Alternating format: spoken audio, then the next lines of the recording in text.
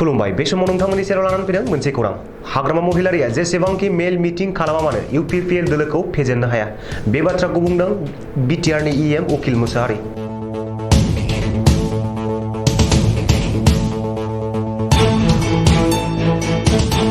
नैजिनै नं कक्लाबारि बियाबनि उफ्रा बिसायख'थिखौ लानानै इउपिपिएल दोलोनि गोदानै बिजाथि महरै सायख'जानाय मन्टु बर'नि बिथांनि जानानै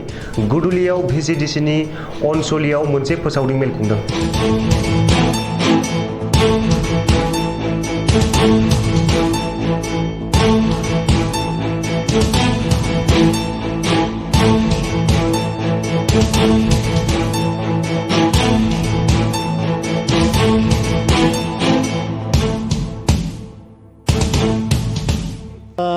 দক্ষিণ অঞ্চলিক গাঁৱত আমি আজি আহিছোঁ ৰাইজৰ লগত আলোচনা কৰিছে ৰাইজৰ এটাই কথা আমাক এই উপনিৰ্বাচনত মন্টু বড়োক আমি ভোট দিম আৰু জিকুৱাই দিম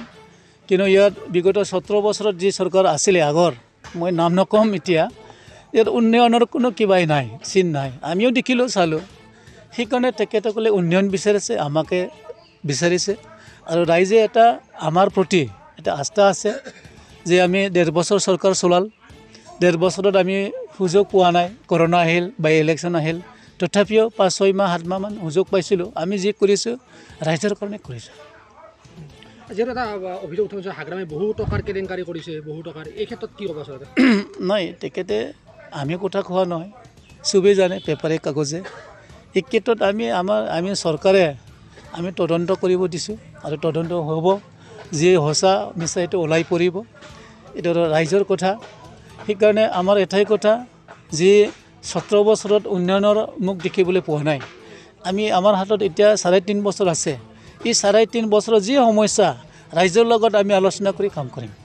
যেটা হাগ্ৰামে ইয়াত সভা সমিতি কৰি আছে বৰ্তমান কিবা প্ৰত্যাহ্বান হ'ব নেকি আপোনালোকৰ নাই একো প্ৰত্যাহ্বান নহয় তেখেতে মানে আহিব পাৰে চবেই আহিব চবেই মোবিলাইজেশ্যন কৰিব আহক ইও আহক চবেই আহক কিন্তু আমাক হেৰুৱাব নোৱাৰে আমি যিহেতু তিনিটা দল লগ লাগি যে জিএছপি বিজেপি ইউপিপিএল এই শক্তিশালী দলক কোনেও ৰোধ কৰিব নোৱাৰে আৰু হেৰুৱাব নোৱাৰে আমি জয়ী হ'ম বিপুল ভোটত জয়ী হ'ম আপোনালোকে 12 তাৰিখত চালে হ'ল ৰিজাল্ট পাব এটা কথা কৈছে ইউপিপিএল আৰু বিজেপিৰ আৰু 12জন এমচিএল আহিব পাৰিহত আহিব তাৰপিছত চৰকাৰ গঠন কৰিব হাগ্ৰামা আচলতে কি আছে নাই হাগ্ৰামা মহিলাৰী ডাঙৰীয়াই চৰকাৰ আগতে কৰিছে এই কালি কৰিব কিবা কৰিব আবুল তাবুল কৈ আছে তেখেতৰ এটা ভয় আছে তেখেতৰ দলৰ মানুহবিলাকে যিহেতু দিনক দিনে বিজেপিত আহি আছে ইউপিপিএলত আহি আছে ক'তবা গৈ আছে তেওঁ নিজৰ দলৰ কৰ্মীবিলাককে ৰাখিব পৰা নাই সেইকাৰণে এটা কিভেণ্টেক এটা পলিটিকেল কনস্পিৰেচি কৰি আছে তেখেতে যে এনেকুৱা কৰিলে আমাৰ মানুহবোৰ টাকি যাব নেকি তাৰ কোনো কিবা নাই চৰকাৰ তেখেতে কি কয় কি নকয় আবুল তাবুল কৈ আছে চৰকাৰ আমাৰে চৰকাৰ আছে তেখেতে ক'ত চৰকাৰ গঠন কৰিব পাৰিব বছৰত একো নহয় একো চিন্তা কৰিব নালাগে ইউপিপিএল বিজেপি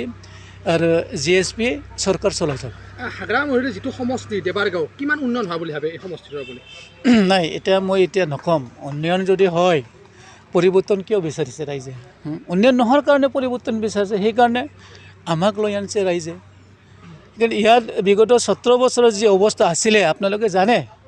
এই অৱস্থাবোৰ আজি ইয়াত শান্তি বাতাবৰণ আহিল চবেই আৰামকৈ বিন্দাছত এতিয়া থাকিব পাৰিছে যোৱা 17 বছৰত এই পৰিৱেশ নাছিলে সেইকাৰণে সমাজ নষ্ট হ'বলৈ গৈ আছিলে ইয়াত সামাজিকভাৱে থকাৰ কাৰণে অলপ ভয়ংকৰ হৈছিলে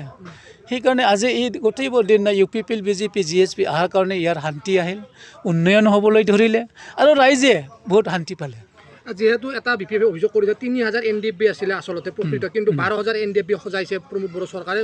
সজাই 4 লাখ টকা কৈ দিছে নাই তেখেতে তথ্য কেনেকৈ জানিব তেখেতেতো এনডিএফবি নহয় এনডিএফবি লিডাৰকেইটাহে জানিব আমাৰ সন্মানীয় গোবিন্দদাই জানিব পেৰেংগা ডাঙৰীয়াই জানিব হাগ্ৰামাতো এনডিএফবি নহয় কিন্তু এইটো ধীৰেন বড়োৱে অভিযোগ কৰিছে নাই ধীৰেন বড়ো কেনেকুৱা তেওঁতো পালুৰি কাটি আহিলে কি নাহিল আমি নাজানো তেখেতে অভিযোগ কৰিছে কিয় কৰিছে মই নাজানো তেখেতেও এনডিএফবি হয়নে নহয়